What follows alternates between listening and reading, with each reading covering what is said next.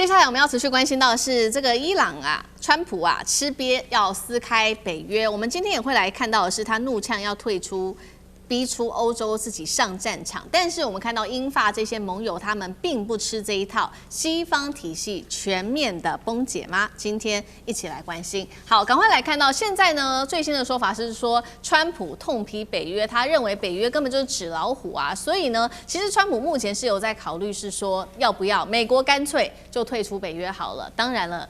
其他人就跟着附和了，是包括了赫格塞斯国防部長跟盧比歐都說呢，不排除退出北約，並且呢施壓歐洲這些盟國替荷姆茲海峽說，你們再不幫忙護航的話，我們美國就要退出北約了。那川普真的持續的痛批他的盟友，認為說這些歐洲國家是很無能的。他說了哪些呢？他諷刺英國的航空母艦就只是玩具而已，說英國你要油的話自己去搶吧，還說呢。施凱爾啊，真的是非常的懦弱。再來就是針對法國了，他說法國也是非常的沒有用，警告美國會記住這一切的。德國呢，他也嗆德國，烏克蘭戰爭也不是我們的戰爭，我們還不是照樣幫你。再來針對西班牙，他就說呢，我們接下來會採取對你的貿易措施作為回應，會考慮切斷我們彼此之間的雙邊貿易。他也罵韓國，說拒絕護航荷姆茲海峽。並且罵日本，說日本你應該要去護航的，並且強調你這邊有90%的石油都可是依賴荷姆茲海峽啊。針對格陵蘭的問題，他也這邊說了，加拿大他這邊也有非常多的這個口水啊。他說加拿大要讓他成為美國的第51州，我們可以看到他真的一直不斷的在得罪他的盟友。好，針對這些說法，我們看到說川普說要退出北約，是立刻有人反對了。他是共和党的參院大佬，他是麥康奈，他結合了民主黨的參議員，兩個人一起來對川普嗆聲，聯合聲明嗆說，北約是一個史上最成功的軍事聯盟，怎麼可以退出呢？過去70多年來，一直都是美國的一個重要的安全基石。華爾街日報也點出了，總統如果你要退出北約的話，法律上沒有這麼簡單的，需要2/3的參院同意才可能退出。這個才可能，或者是國會通過這個新的法案。賴老師怎麼看？他不斷的拿盟國做威脅，還有這烏克蘭的問題勒索，能不能奏效？當然不能奏效。我在北大西洋公約組織去見習過啊。北大西洋公約組織它分成2部門，一個是軍事部門，一個政治部門。我那時候是在軍事部門見習，我們參加了歐洲的北約的一些軍事會議啊。我也在歐洲的國防會議啊去出席啊開會啊，當時是以專家的身份啊進入歐洲的國防會議，跟他們討論整個國際的戰略局勢。我也在法國的國防高等研究院啊參加過他們的這個沙盤推演，打了2個多禮拜啊，那時候都在研究歐洲的戰場。美國怎麼可能會退出北約？不可能的。你看，川普叫了半天，赫格塞斯叫了半天。啊，盧比奧也叫了半天，可是你沒有發現沒有一個北約的國家出口說不要退啊，沒有一個國家挽留這代表什麼意思？不是他們啊不想美國留在北約，不是，美國在北約很重要。北大西洋公約組織的整個軍事的部署結構跟營區，跟我們台灣的清泉崗是有點類似的，那也就是說按照美規來建立的。啊，都是按照美規，跟歐洲的軍營不一樣。我到歐洲的國家，例如說到法國或是其他國家的軍營，跟到這個布魯塞爾北大西洋公約的軍營所看到的是不一樣的結構啊。因為一個是按照美規建立起來的這個軍營的方式，跟它的這個辦公室跟沙盤推演作戰指揮室，一個是歐洲的這種傳統的以這個大石塊建立起來的，是完全不同的。好。那為什麼我會說歐洲沒有一個國家跟美國人說不要走？就是因為都知道他不會走，他在撒嬌，你知道嗎？他在撒嬌，說我要走，我要走哦，然後你們留下我呀，留我，今天沒有人留他。那但是他到最後會不會走？不會。我為什麼會很大膽的跟各位報告？第一個就是，如果美國真的退出北約的話，那美國在歐洲的這些所可以使用的軍事基地以後都要付費哦，包括在德國的軍事基地，還有意大利的、土耳其的、波蘭的，還有波羅的海的這些所有的軍事基地，它全部都要撤走。這第一個。那它未來能不能使用，要經過當事國的同意。你要經過当事國的同意，一個外交要協調，要折衝；第二個，人家會說我的風險在哪裡，然後你要給我錢啊。還有第二個呢，就是您不要忘了，他這段時間一直以威脅要撤出北約的方法，逼迫歐洲的國家把它的防衛預算增加到3.5%到5%。那增加這麼多的國防預算的目的在哪裡？就是因為你必須要向我買武器。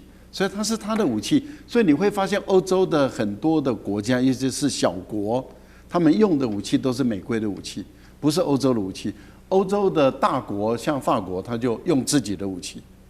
可是問題就在於，如果美國撤出的話，那歐洲的歐盟就會說，我們的軍事組織我們建立起來，我們就按照現有的規模，我們建立起我們自己歐洲的軍事組織，然後我們以歐洲優先。那你買武器裝備都要買我歐洲的。那美國跟歐洲的武器裝備一旦斷了以後，後面的假設歐洲的國家開始買的都是這個法國的、德國的坦克、法國的戰機法國的戰艦、法國的潛艦。那他們跟美國的切斷的話，美國的後勤補給慢慢的就沒有了嘛。美國少了歐洲這麼大的一個軍火工業市場，那很慘了。最後一個就是你的軍人不在歐洲的時候，你的影響力衰弱的時候，你的商品貿易貨物、好萊塢的電影都沒有人看了，你損失才慘呢。美國人會走才怪，我敢保證，美國人不用任何人留，他說我還是要留下來絕對不會有人出來挽留，他還是會說我不走了。所以歐洲似乎早就已經知道是說美國他不可能要退出，不可能會退出北約的，因為這個對於美國来說要付出的代價實在是太大了。那確實。這個時候呢，歐洲國家就出來嗆蝦了。那出來嗆蝦的就2個國家，一個就是英國，施凱爾說任何雜音不影響我們的決策，他其實就是暗諷川普啦。那然後再就是法國總統馬克宏了，暗諷川普說只會不知道又突然間何時又傷害盟友，是難以預測的。現在其實歐洲內部確實也在考慮是否去美化，來討論自主的防衛能力，但是歐洲。如果真的沒有美國的話，他們也準備好所謂沒有美國的北約嗎？那酈將軍又怎麼看？我們先講美國為什麼要參加北約。你看，美國一邊是面臨的大西洋，一邊是面臨的太平洋，所以他不希望戰火燒到他自己的本土。所以在大西洋這邊來講，歐洲這邊主要的威脅來自於當時的蘇聯，所以他參加北約就是防止蘇聯如果說是控領整個歐洲來講的話，戰火即將就會燒到它的大西洋這一岸。那另外大家注意到，其實，在太平洋這邊來講的話，他也一直在扶持他的小弟日本，就是希望說是把中國擋在這邊，那把日本當做他的日本跟韓國當做他的這種在太平洋這一線的防衛力量。所以美國之所以會參加北約，是因為當年的蘇聯不要讓戰火燒到他本土。但是美國在北約也付出非常沉重的代價，到現在北約的軍費大概有70%是美國出的所以包括到真的歐洲的國家，包括德國、這個法國、這個英國等等這些國家確實是這個軍費負擔的很少。所以川普以他商人個性，他當然不服氣啊，對不對？大家是盟國，為什麼我付70%，你們只付30%，而且你們都在賺錢？你知道這個？我舉一個例子，譬如說德國萊茵公司它是出產它的這種豹式戰車，很有名吧？支援烏克蘭戰爭，但是它的豹式戰車，你知道德國只有幾輛嗎？200輛。這200輛是什麼一個概念呢？就是在俄烏戰場上面，連塞牙縫都不夠，光打掉的就上千輛戰車。那你德國200輛，你怎麼去應付？如果說一旦真的俄羅斯對你這個歐洲的本土發動攻勢來講的話，你德國、法國根本就擋不住俄羅斯的攻勢，所以他們必須要靠美國。所以因此，這個川普在那邊講說，這個你們要提升你們的這種國防預算經費到 GDP 的5%以上。但是第一個反對的就是西班牙。其他國家也都是虛與委蛇。那你說德國跟法國這些國家，他們有這麼大一個軍工產業，他們在幹嘛？他們在賣軍火，他們不是賣的是自己國防用，他們是拿來賣軍火。其實歐洲北約裡面這個武力最強的反而是哪個國家呢？是波蘭因為他們面對第一線，可能面對俄羅斯的攻擊，所以他們反而來講軍備比較強。那你看越後面這個西歐這邊國家，它反而沒有那種威脅。所以如果說哈，這個那北約其實在這個要不是這場俄烏戰爭哦，這個法國馬克宏自己也親口講過嘛，這北約已經老死了哈，已經變成植物人了。那還好有一場俄烏戰爭，那北約才開始又復活起來。所以我覺得這個川普以川普個性來講的話，我認為他確實是有這種想法哈，他覺得說你們這些盟國都在占我便宜，那現在打仗了，就你們也不幫我打，就讓我自己一個人在前面這邊，然後這個去面對這個打通荷姆茲海峽，你們在後面坐享其成哈，所以他就講這句話嘛，要油的話你們自己去搶，對，最難的部分我打完了，剩下你們自己搶，那你們如果不敢去的話，那你來跟我美國買，他最後還是要做生意，還是要賺錢。是好，所以我們看到這個美國呢，非常的不滿北約，覺得北約一直在吃他豆腐。那另外一方面，其實呢，目前有人站對美國的唯一國家，當然就是以色列了。那以色列最新呢，他已經說要全面終止和法國的國防協議，看起來就是要站對美國啦。因為對於這個英法不幫忙美國打伊朗這件事情，他感到非常的不滿。美國現在是不是在自己瓦解他的同盟的體系？全球格局接下來如何重組？那康哥又怎麼看？簡單哦。第一個，法國的話不用聽哈，法國馬克宏快下台了，6月要選舉了哈，法國還有的亂了，所以法國就先擺一邊哦。我們來談一些比較新的一個事哈。10天前，韓國突然間慌了，為什麼呢？目前保護首爾的那一套叫薩德系統哦，那薩德系統呢，因為那個是美國的，美國說我就放着給你用。結果呢？美國說現在中東很需要，那我們現在很急，所以就把薩德系統給拿走了。拿走之後，李在明呢連挨都不敢挨，那為什麼呢？你也沒挨的義務嘛，那也不是你買的，那人家捐給你的嘛，就搬走了哈。7天前，歐盟有一批已經撥款的錢跟美國，那美國那個錢呢，那個軍武呢是要到俄烏戰場去的。結果呢，美國說現在中東很需要武器，那真的很需要武器哦。據說單現在愛國者飛彈已經打掉1000枚了。1年只能夠做600枚哦，現在已經打掉1000枚了，所以就把歐盟的武器又搬過去。所以現在呢，全世界各位都在看中東哦。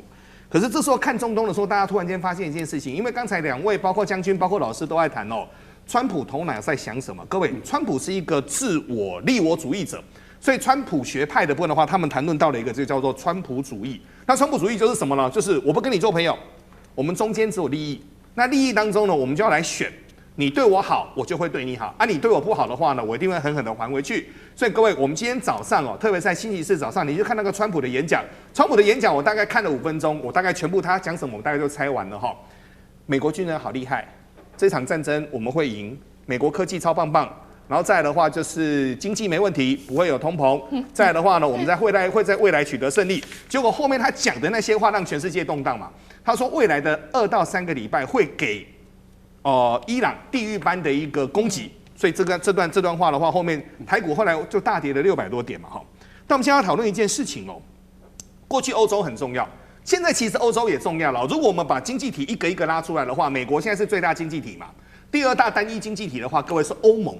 那第3大單一經濟體呢？現在中國跟印度都在搶，兩個人都說它是第3大或第4大，那沒關係啦，反正2國就調來調去哦。但我們現在可以確定一件事情哦。在過去1980年代的時候，那個時候最大的敵人叫蘇聯，各位還叫蘇聯哦，不是俄羅斯哦，是蘇聯。那個時候雷根的策略就是跟瑟契爾夫人、柴契爾夫人，這個隨便你們怎麼翻譯都可以哦，結盟。